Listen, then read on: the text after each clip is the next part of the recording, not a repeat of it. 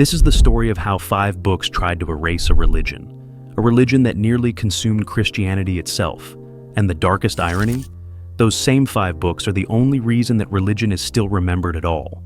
In the year 207, a fiery North African lawyer turned theologian named Tertullian sat down in Carthage and began writing. What emerged was Adversus Marcionem, 5 volumes of relentless, systematic theological demolition aimed at one man and his movement. That man was Marcion of Sinope, and his church had grown so vast, so quickly, that later historians would call Marcionism perhaps the most dangerous foe Christianity has ever known. Today, almost no one has heard of Marcion. His writings are gone, his churches are dust. And the primary reason we know anything about him at all is because of the very men who set out to destroy him. Tertullian foremost, but also Justin Martyr and Irenaeus of Lyon. This is the paradox at the heart of our story. The most comprehensive record of a lost religion was written by its greatest enemies. So, who was Marcion? He was born around 85 AD in Sinope, a port city on the Black Sea coast in the Roman province of Pontus, in modern Turkey. His father was reportedly a bishop. Marcion himself became a wealthy shipowner, a man of means and influence. And at some point in his life, he became convinced of something that would put him on a collision course with the entire Christian establishment. Marcion believed there were 2 gods, not in some vague philosophical sense. He meant it literally. The God of the Old Testament, Yahweh, the creator of the material world, was in Marcion's view a lesser deity, a harsh, jealous, violent being he called the demiurge.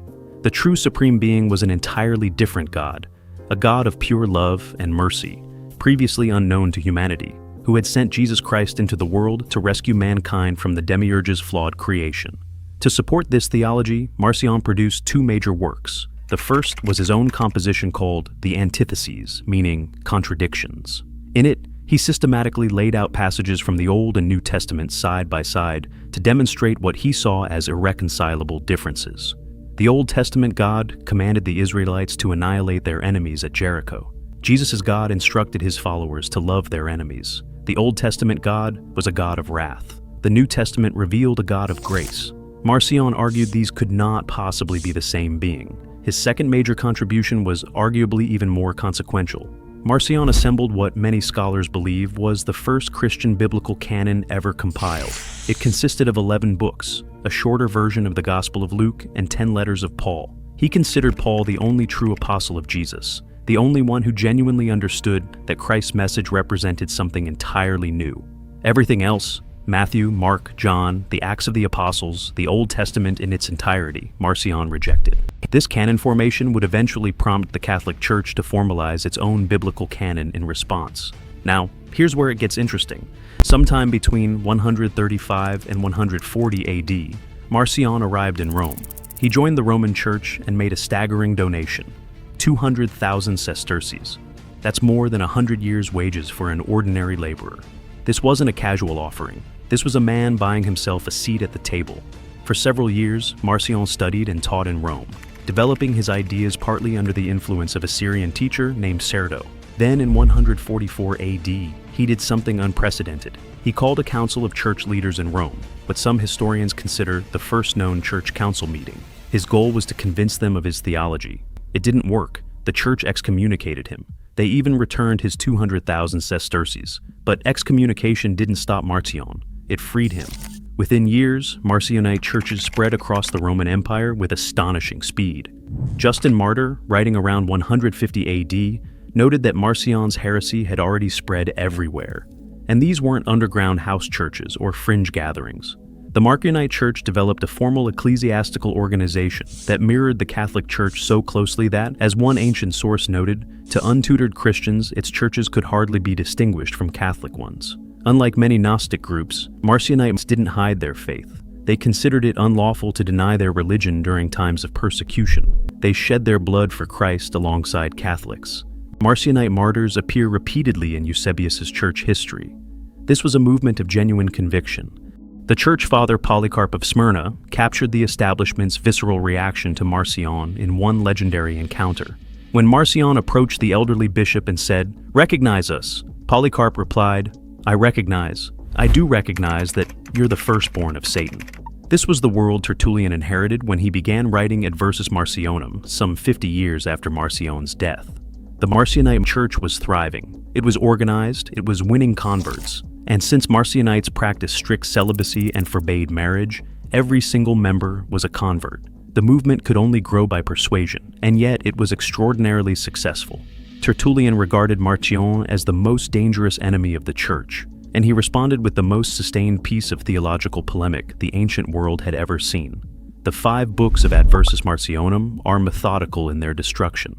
Book 1 takes on Marcion's concept of the two gods with philosophical arguments about the nature of divinity.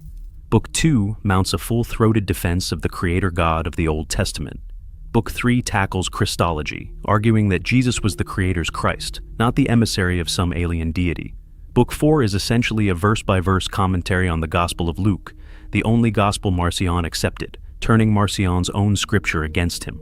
And Book 5 does the same with Paul's epistles, arguing that, far from supporting Marcion's theology, Paul's letters are in perfect harmony with the Old Testament.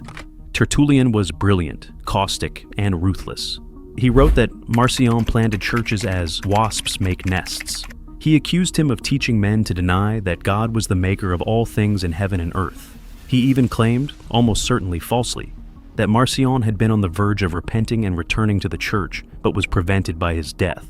And here is the great irony. Tertullian's campaign worked eventually.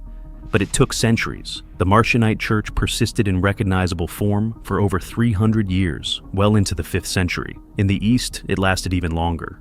In 318 or 319 AD, a Marcionite congregation near Damascus inscribed their church building in Greek, identifying it as the gathering place of the Marcionites, making it the oldest known inscription from any Christian church building. In 374, Epiphanius reported that Marcionites had deceived vast numbers of men across Rome, Italy, Egypt, Palestine, Arabia, Syria, Cyprus, and Persia. Arabic sources from the Islamic Golden Age suggest meager Marcionite communities survived in the Near East into the 10th century, eventually absorbed by Manichaeism in some regions. But their texts did not survive. Marcion's antitheses, his edited gospel, his letters, all lost. Every manuscript destroyed or left to decay. What we know of Marcion's actual teachings comes almost entirely from the men who wrote to condemn him. Tertullian's Adversus Marcionem remains to this day the single most important source for reconstructing what Marcion believed and taught. Scholars still mine its pages to piece together the lost religion it was designed to eradicate. The German historian Adolf von Harnack published his landmark study, Marcion, Gospel of the Alien God, in 1920. Harnack argued that Marcion wasn't truly a Gnostic at all. He had no elaborate creation myths, no secret knowledge. He was, in Harnack's view, something more like a proto-Protestant, a radical reformer centuries ahead of his time. Some scholars have pushed back, arguing Harnack romanticized his subject. But the debate itself reveals something important. Nearly 2,000 years later, we still can't quite agree on what Marcion was. What we can say is this: Tertullian wrote 5 books to destroy a man's legacy. And in doing so, he became the only reason that legacy survives at all. The smear campaign became the archive. The prosecution became the preservation.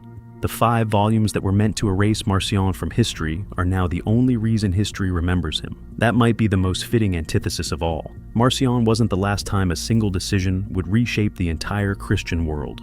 Just a few centuries later, in a remote monastery on the English coast, one king's choice between 2 competing versions of Christianity would determine the future of an entire civilization, and almost no one talks about it. That story is next.